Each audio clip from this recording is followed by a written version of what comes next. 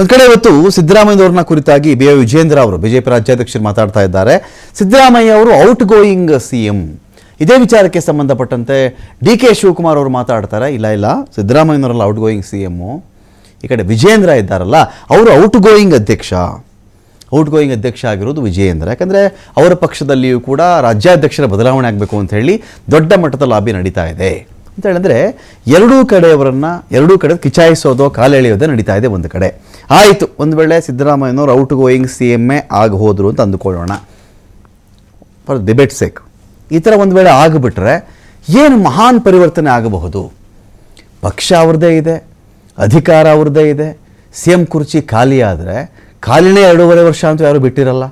ಖಾಲಿ ಬಿಟ್ಬಿಟ್ಟಿರ್ತಾರ, ಯಾರೊಬ್ರು ಆಚೆ ಹೋದ್ರಪ್ಪ ಅವರು ಬೇಡ ಅಂದ್ರಪ್ಪ ಅವ್ರನ್ನ ಅಂಥೇಳಿ ಖಾಲಿ ಉಳಿಸ್ಬಿಡ್ತಾರ, ಇನ್ಯಾರೊಬ್ರು ಸಿ ಎಮ್ ಆಗಲೇಬೇಕು.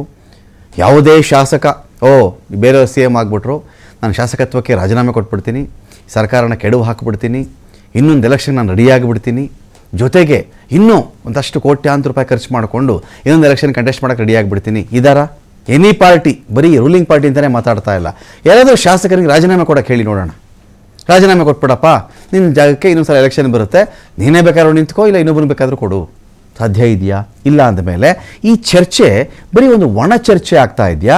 ಅಕಸ್ಮಾತ್ ಸಿದ್ದರಾಮಯ್ಯವ್ರನ್ನ ಇಳಿಸಿದಾಗ ಈ ಸರ್ಕಾರದಲ್ಲಿ ಅಲ್ಲೋಲ ಕಲ್ಲೋಲಗಳು ನಡೆದು ಅದರ ಲಾಭ ನಮ್ಮ ಪಕ್ಷಕ್ಕಾಗಿ ನಾವು ಉಳಿದಿರುವ 2.5 ವರ್ಷಗಳ ಅವಧಿಗೆ ಮುಖ್ಯಮಂತ್ರಿ ಹುದ್ದೆ ಸರ್ಕಾರವನ್ನು ಹಿಡ್ಕೊಳ್ಬಹುದು ಅಂತ ಏನಾದರೂ ಪ್ಲಾನ್ ಇದೆಯಾ? ಬರೀ ಚರ್ಚೆಗೆ ಮಾತ್ರ ಸೀಮಿತವಾಗಿ ಹಾದಿ ಬೀದಿಲಿ ಅವ್ರು ಇರ್ತಾರಾ ಇರಲ್ವಾ?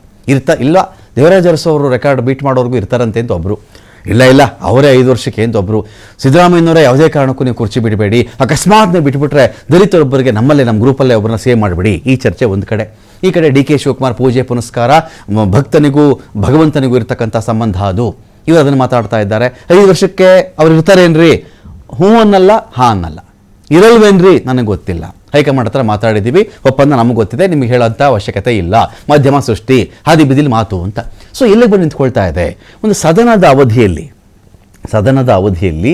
ಎಷ್ಟು ಪರ್ಸೆಂಟು ಸದನದ ಇಡೀ ಚರ್ಚೆ ಆಗಿರತಕ್ಕಂಥದ್ದು ರಾಜ್ಯದ ಒಳಿತು, ಜನಗಳ ಒಳಿತು, ರೈತನ ಒಳಿತು, ಇಡೀ ಒಂದು ರಾಜ್ಯದ ಯೋಗಕ್ಷೇಮ, ಅದ್ರ ಬಗ್ಗೆ ಇತ್ತು.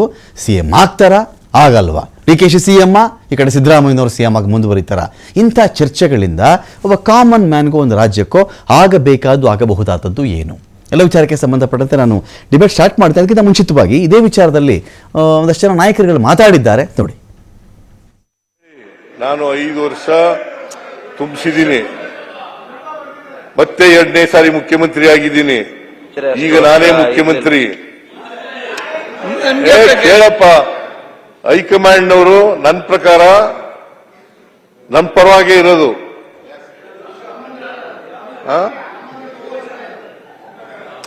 ಆಯ್ತಪ್ಪ, ಹೈಕಮಾಂಡ್ನವರು ಏನ್ ತೀರ್ಮಾನ ಮಾಡ್ತಾರೆ ಅದ್ರ ಪ್ರಕಾರ ನಡ್ಕೊಳ್ಳೋದು ನಾವು. 2.5 ವರ್ಷ ಅಂತ ಹೇಳೇ ಇಲ್ಲ. ನಿಮ್ಗೆ ಯಾಕೆ 2.5 ವರ್ಷ ಅಂತ ಹೇಳಿಲ್ಲ.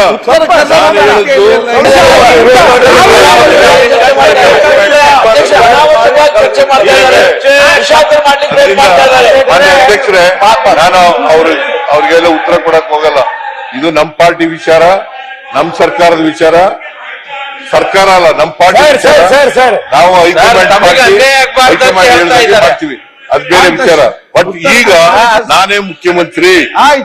2.5 ವರ್ಷ ಆಗಿದೆ, ನಾನೇ ಮುಖ್ಯಮಂತ್ರಿ. ನಾನೇ ಇರ್ತೀನಿ. ನಾನು ಯಾವತ್ತು ಅವರು 5 ವರ್ಷ ಇರಲ್ಲ ಅಂತ ಹೇಳಿದ್ವಲ್ಲ. ಹೈಕಮಾಂಡ್ ಅವ್ರ ಪರ ಇಲ್ಲ ಅಂತ. ಅವ್ರ ಹೈಕಮಾಂಡ್ ಇರೋದಕ್ಕೆ ಅವ್ರ ರಾಜ್ಯದ ಮುಖ್ಯಮಂತ್ರಿ ಆಗಿದ್ದಾರೆ. ಪಕ್ಷ ನಿರ್ಧಾರ ಮಾಡಿರೋ ಪ್ರಕಾರ ಅವರಿದ್ದಾರೆ. ನಾನು ಅವರಿಬ್ರು ಒಪ್ಪಂದಕ್ಕೆ ಬಂದಿದ್ದೀವಿ. ಹೈಕಮಾಂಡ್ ಒಂದು ಒಪ್ಪಂದಕ್ಕೆ ತಂದಿದೆ. ಆ ಪ್ರಕಾರ ಇಬ್ರು ಮಾತಾಡಿದ್ದೇವೆ, ಇಬ್ರು ಅನೇಕ ಬಾರಿ ಹೇಳಿದ್ದೇವೆ. ಆ ಪ್ರಕಾರ ಇಬ್ರು ನಡ್ಕೊಂಡು ಹೋಗ್ತೇವೆ. ನೀವು ಅದಕ್ಕೆಲ್ಲ ಚರ್ಚೆ ಮಾಡ್ತಾ ಇದ್ದೀರಿ ಹೊರತು ನಮ್ಮಲ್ಲಿ ಯಾವ ತರದ ಸದ್ಯಕ್ಕೆ ಯಾವ ಚರ್ಚೆನೂ ಇಲ್ಲ. ಪಕ್ಷ ಏನ್ ಹೇಳ್ತದೆ ಹಂಗೆ ನಾವೆಲ್ಲ ಸೇರಿ ನಡ್ಕೊಂಡು ಹೋಗ್ತೀವಿ. ನಾನು ಯಾವತ್ತು ಮುಖ್ಯಮಂತ್ರಿಗಳ ಪರಿಸ್ಥಿತಿಯನ್ನು ಅರ್ಥ ಮಾಡ್ಕೊಳ್ಳಿ. Is A out going chief minister. ಯಾವಾಗ ರಾಜೀನಾಮೆ ಕೊಡ್ತಾರೋ ಯಾರಿಗೂ ಕೂಡ ಅದ್ರ ಬಗ್ಗೆ ಮಾಹಿತಿ ಇಲ್ಲ. ಮುಖ್ಯಮಂತ್ರಿಗಳ ಮಾತಿನ ದಾಟಿಯನ್ನು ನೋಡಿದ್ರೆ ನಿಮಗೆ ಅರ್ಥ ಆಗ್ತದೆ, ಹೋಲಿ ಬಿಡಪ್ಪ ಪಾಪ ಎಷ್ಟು ದಿನ ಇರ್ತಾರೆ ಅಂತೇಳಿ ಎಲ್ರಿಗೂ ಅನಿಸ್ತಕ್ಕಂಥದ್ದು ಸಹಜ. ಹಾಗಾಗಿ ಒಬ್ಬ ಔಟ್ ಗೋಯಿಂಗ್ ಚೀಫ್ ಮಿನಿಸ್ಟರಿಂದ ಈ ಸದನದಲ್ಲಿ ಏನೇ ಚರ್ಚೆ ಆದರೂ ಕೂಡ ಪರಿಹಾರ ಸಿಗ್ತದೆ ಅನ್ನುವ ಆಶಾಭಾವನೆ ನಮಗೂ ಏನು ಇರಲಿಲ್ಲ. ಆದರೂ ಕೂಡ ನಾನು ಯಾವಾಗಲೂ ಕೂಡ ಒಂದು ಮಾತನ್ನು ಹೇಳ್ತಾ ಇದ್ದೆ, ಮುಖ್ಯಮಂತ್ರಿಗಳಾಗಿ ಎಷ್ಟು ದಿನ ಕುರ್ಚಿಲಿ ಕೂರ್ತೀನಿ ಅನ್ನೋದು ಮುಖ್ಯ ಅಲ್ಲ. ಆಯ್ತಲ್ಲಪ್ಪ, ಅವರು ಔಟ್ ಗೋಯಿಂಗ್ ಪ್ರೆಸಿಡೆಂಟ್ ಅಂತ ನಾವೇನು ಹೇಳೋಣ, ಅವರು ಕೂಡ ಬಿಜೆಪಿ ಪಾರ್ಟಿನಲ್ಲಿ ಔಟ್ ಗೋಯಿಂಗ್ ಪ್ರೆಸಿಡೆಂಟ್ ಅಂತ ಹೇಳೋಣ ಅವರಿಗೆ. ಅದು ಸಿದ್ದರಾಮಯ್ಯನವ್ರ ವಿಚಾರದಲ್ಲಿ ಔಟ್ ಗೋಯಿಂಗ್ ಇಲ್ಲ, ಈಗಾಗಲೇ ಇನ್ನಲ್ಲಿ ಇದಾರಲ್ಲ, ಇನ್ನಲ್ಲೇ ವಿಲ್ ಕಂಟಿನ್ಯೂ. ಅವರ ಅನುಭವನ ನಮ್ಮ ಮೇಲೆ ಹಾಕೊಂಡು ಹೇಳ್ತಾರೆ, ಅವ್ರ ಅನುಭವ ಅವ್ರು ಹೇಳಿದ್ದಾರೆ, ಅವರು ಏನು ಮಾಡ್ತಿದಾರಲ್ಲ ಅದನ್ನ ಕಾಂಗ್ರೆಸ್ನವ್ರು ಮಾಡ್ತಿದ್ದಾರೆ. ಇದೇ ವಿಚಾರಕ್ಕೆ ಸಂಬಂಧಪಟ್ಟಂತೆ ಡಿಬೇಟಲ್ಲಿ ಪಾಲ್ಗೊಳ್ಳೋದಕ್ಕೆ ನಮ್ಮೊಂದಿಗೆ ಜಗದೀಶ್ ಚಂದ್ರ ಅವರಿದ್ದಾರೆ, ಆಮ್ ಆದ್ಮಿ ಪಕ್ಷದ ವಕ್ತಾರರು. ಸ್ವಾಗತ ಜಗದೀಶ್ ಚಂದ್ರ ಅವರು ನಿಮಗೆ ಒಂದು ಡಿಬೇಟ್ಗೆ. ಇನ್ನು ಅಶ್ವತ್ಥ ನಾರಾಯಣ ಅವರಿದ್ದಾರೆ, ಬಿಜೆಪಿಯ ವಕ್ತಾರರು. ಸ್ವಾಗತ ಅಶ್ವತ್ಥ ನಾರಾಯಣ ಅವರೇ ನಿಮಗೆ ಒಂದು ಡಿಬೇಟ್ಗೆ. ಇನ್ನೊಂದು ಕಡೆ ಸುಭಾಷ್ ಹೂಗಾರ್ ಅವರಿದ್ದಾರೆ, ಹಿರಿಯ ಪತ್ರಕರ್ತರು. ಸ್ವಾಗತ ಸುಭಾಷ್ ಹೂಗಾರ್ ಅವರೇ ನಿಮಗೆ ಒಂದು ಡಿಬೇಟ್ಗೆ. ನಮಸ್ಕಾರ.